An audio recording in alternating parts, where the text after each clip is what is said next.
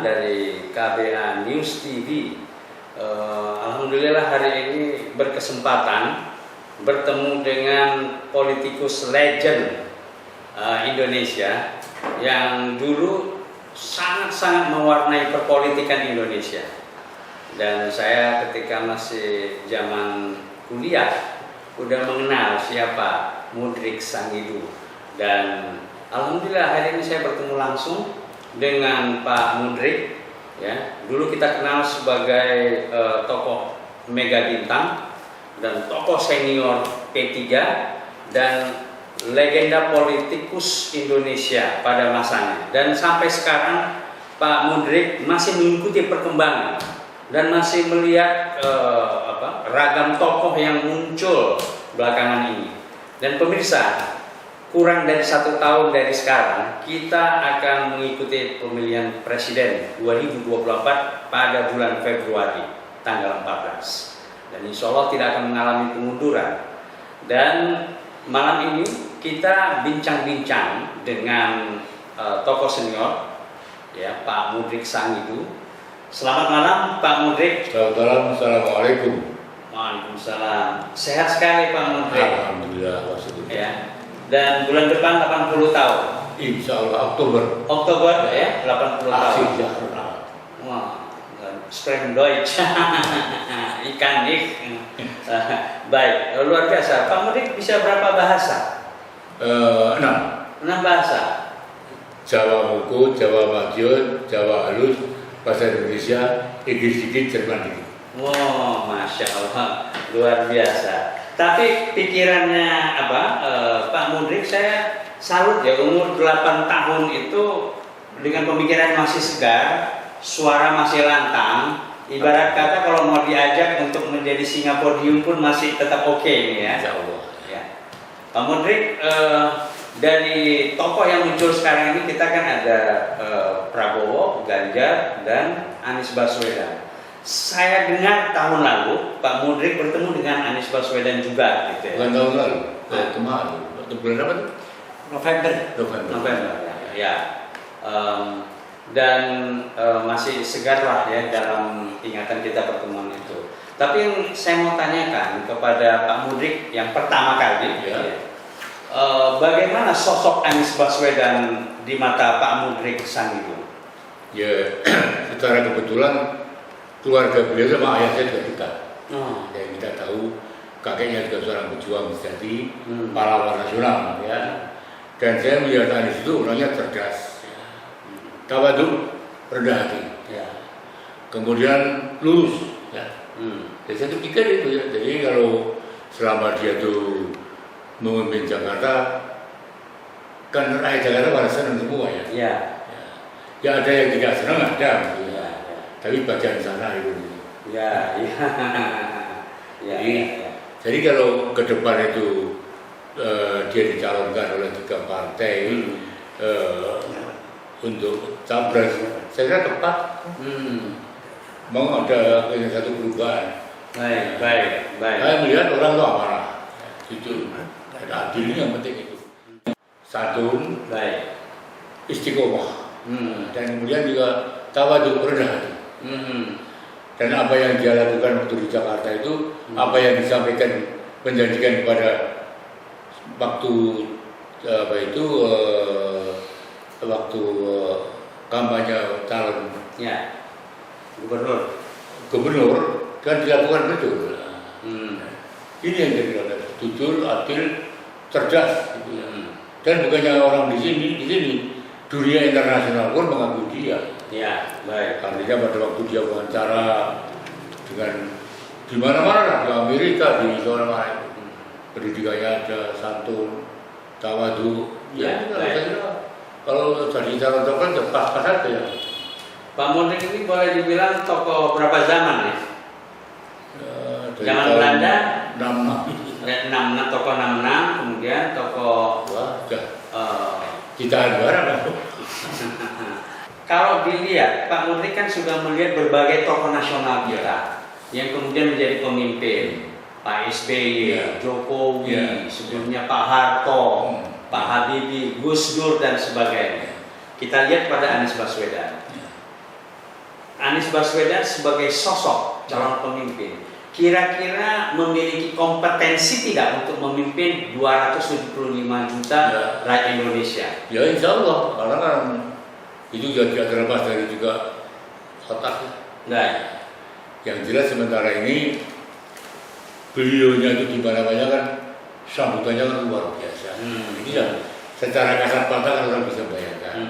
Ada juga yang calon datang ke daerah tapi tidak tahu nyambut, kan orang bisa mikir. di situ ya. Jadi dia kompetensi dia mempunyai. Kalau perkara apa itu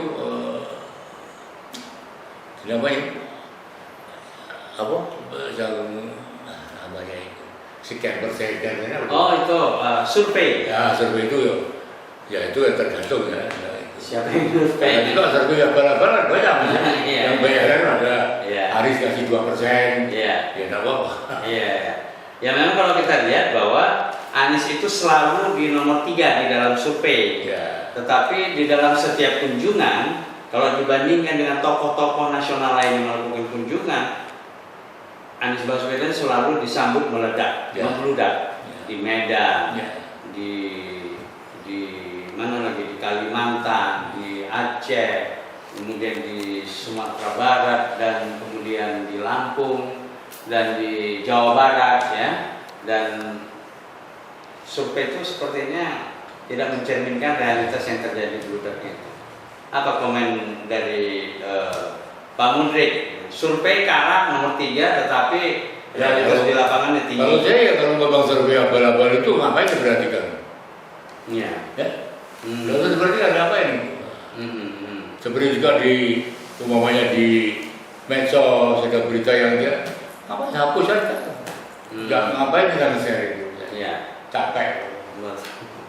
Tapi juga kalau kita lihat Anies Baswedan itu setiap hari diserang dengan hoax, fitnah, kemudian juga serangan-serangan dari medsos, gitu.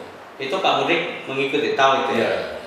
Apa artinya itu seorang calon pemimpin yang diserang tiap hari seperti itu? Mereka ketakutan kalau ada jadi presiden, intinya kan itu. Dan yang apa itu yang mau fitnah, yang memberitakan buruk itu kan ada yang menyuruh juga kan. Baik. Itu masalah. Kira-kira apa yang membuat mereka takut pada Anies Baswedan? Yang mana apa Anies? Anies harus jujur, otomatis kepada mereka-mereka yang koruptor, penyalahgunaan kekuasaan pasti kena imbasnya pasti.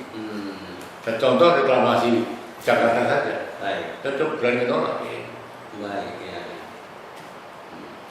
Ada contoh lain nggak dari politisi kita yang mempunyai keberanian seperti Anies melawan oligarki? Saya belum lihat. Belum lihat. Ya maaf aja lah itu. Dan kalau misalnya Anies Baswedan ini jadi pemimpin, prioritas utamanya untuk membangun Indonesia itu di mata Pak Mudrik apa sih? Ya, dia kan dekatnya pertama kali seperti Surya Paloh mengatakan Anies Baswedan itu bukan petugas partai, tetapi dia memang calon presiden. Itu dia kader. Jadi Pak Anies kan mengatakan bahwa presiden tidak boleh kalah dengan partai. Dia mengatakan itu. Kemudian dia bertekad bagaimana dia kan mensejahterakan rakyat dan meletakkan keadilan. Ini yang penting begitu. Meletakkan keadilan. Itu kan kalau sejahtera kan ya lain masalahnya. Dan kemarin 80% kepuasan masyarakat Jakarta terhadap kepemimpinan Anies, dan itu dilakukan oleh survei yang tidak ada hubungannya dengan Anies. Kalau survei dari kepercayaan publik yang begitu tinggi terhadap Anies di Jakarta, Pak Mudrik mengikuti dan mempercayainya. Dari apa tantangan terberat dari Anies untuk Pilpres nanti tahun depan? Ya, maksudnya apa yang dia lakukan itu safari kemana-mana itu tepat itu, waktu itu. Artinya sekaligus juga melihat antusias masyarakat seberapa banyaknya dari itu. Saya kira bagus itu ya. Dan Ini menurut saya, kalau pikiran wong wajar itu ya melihat Anies sudah baik. Anies dari keluarga pejuang pahlawan Ya. nasional, kakeknya, neneknya, ya, dan dari kalangan keluarga berpendidikan, Ya. ya, keluarga dosen, Ya. dosen, ibunya dosen, ibu juga profesor. Dan tapi di dalam realitas kita mendengar ada serangan buzzer, Denny Siregar, Abu Janda, siapa lagi tuh? Ada Armando dan sebagainya. Direkatkan Anies itu politik identitas, Ya. ya, intoleran. Bagaimana menurut? Ya itu kan. Jadi pemerintah selalu rezimnya selalu mengatakan begitu kan. Apa itu kadrun, identitas, radikal sudah tidak laku. Ya. Rakyat lama-lama lebih cerdas daripada. Nggak ada itu sebenarnya. Gimana? Tidak ada itu sebenarnya. Tidak ada. Tuduhan palsu. Saya lagi melihat bagaimana pendeta Kristen, kemudian dari apa itu Hindu, semua mengatakan welcome Anies ya. Ini bukti kan? Ya terlalu senyum, tidak enak itu ya.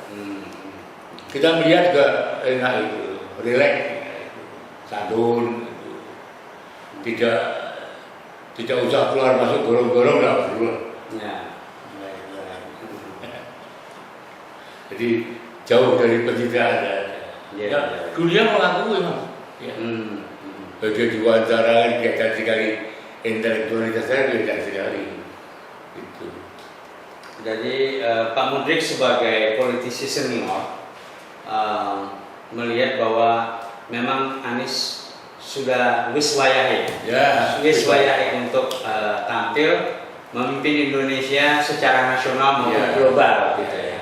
Udah bisa mensejajarkan diri nantinya Indonesia di hadapan pimpinan internasional, ya, baik dari Presiden Amerika, Presiden Rusia, Perdana Menteri di Eropa. Artinya kita tidak kalah ketika Anies tampil berhadapan dengan mereka.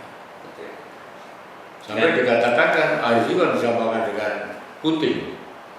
Oh gitu. Ya, ada saya baca di medsos ini. Dunia kenal tahu semua itu.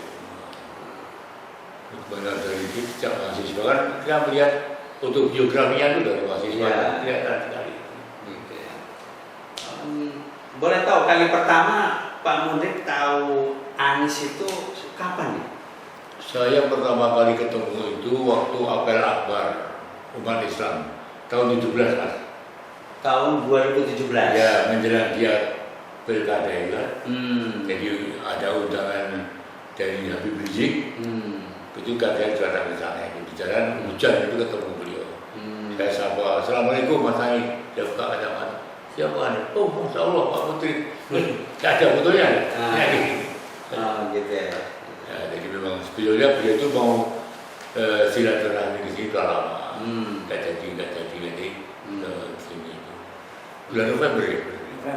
Dan Anies mengetahui tentang kedekatan hubungan keluarga A.R. Baswedan dengan dia menyampaikan keluarga ayah dan mamanya dia itu almarhum sahabat saya, Pak Yusra Badres. Ya. Itu almarhum sahabat saya, Pak Yusra Badres. Ya. Oh gitu ya. Kenal, ayah saya kenal. Sama kakeknya pun kemungkinan besar saya kenal. Karena kan ayah saya kan juga apa itu tokoh lucu lama juga ya. Iya. Baik Pak Mudrik, dan kira-kira pada Anies Baswedan, kepada Anies Baswedan, gimana? Pak Mudrik ingin memberikan pesan petua sebagai tokoh senior ya, jadi kepada Anies apa? Waktu beliau kemari, ya, jadi saya itu dia minta bicara di dalam. Ya, lewat banyak ini sih. Dia minta tanya sama saya, sarannya apa? Karena Pak Mudrik sudah jadi beberapa dekade terus. Ya. Saya cuma bilang, tolong Mas Anies, Anda jaga kesehatan dan jaga keselamatan jiwa Anda. Maksudnya? Ya, maksudnya ya Anda hati-hati punya itu. Maksudnya upaya diracun di Ya, pokoknya ya jangan sampai terjadi kayak saya bukan kayak Corazon Aquino itu kan. Oh gitu. Dia mana ya. Emang ada secara rasional itu kemungkinan itu? Ya, saya bisa bilang karena saya ada contoh waktu Corazon Aquino itu bagaimana dia dielulukan di negaranya. Oh, Dia ada tertembak. Dia bilang bahwa supir pun dia bawa dari Jakarta. Ya. Tapi kalau saya melihat yang awal itu kok kelihatannya juga kayak tentara ya. Iya. Ya kita harapkan bahwa perpolitikan Indonesia jangan sampai masuk tahap barbarian ya dan brutal yang seperti itu gitu. Berlomba-lombalah bersaing prestasi untuk membangun bangsa. Ya. Bahwa lawan politik iya tapi musuh ya enggak. Kita kan sebagai anak bangsa ya, sebagai kader bangsa gitu. Harus menjauhkan diri lah dari pikiran ataupun hal seperti itu. Harapan masyarakat ya begitu Mas. Tapi saya juga bilang Pak Anies, saya punya satu keyakinan pemilu gak jadi. Ya kaget juga, ya karena situasi kondisi itu rakyat yang miskin, ketika ada ketidakadilan, atau satu kemudian yang membuat caos itu justru Pak Jokowi sendiri. Ada mengeluarkan perpu, gak bisa mundur gitu. Ya kita doakan pemilu tetap berjalan sesuai dengan rencana ataupun yang sudah diputuskan ya, yang disepakati oleh pemerintah, KPU dan DPR gitu ya, dan supaya jangan setback bangsa ini ya kita menatap. Kalau itu udah ya veteran Iya. ngawur. Pak Mudrik masih mau turun ke jalan. Oh udah apa? Wah saya juga orang tidak mau biasa. Kenapa ya? Oke. Jogja apa datang ya? Iya. Baik Pak Mudrik. Luar biasa percakapan. Kami dari Kabianus mendoakan Pak Mudrik ya tetap dalam kondisi yang sehat, amin ya, fit selalu gitu dan bisa tetap memberikan pikiran-pikiran segar kepada bangsa. Baik pemirsa, kita sudahi percakapan kita dengan tokoh senior legend politik Indonesia Bapak Mudrik Sangidu. Ya kita doakan Pak Mudrik sehat-sehat selalu, ya, umur panjang, umur 80 tahun masih tetap segar, dan jangan lupa kita doakan tetap Indonesia untuk tetap aman, damai, sentosa, sejahtera, walaupun ada perbedaan politik itu jangan memecah belah bangsa kita. Sampai jumpa di edisi mendatang. Assalamualaikum, merdeka.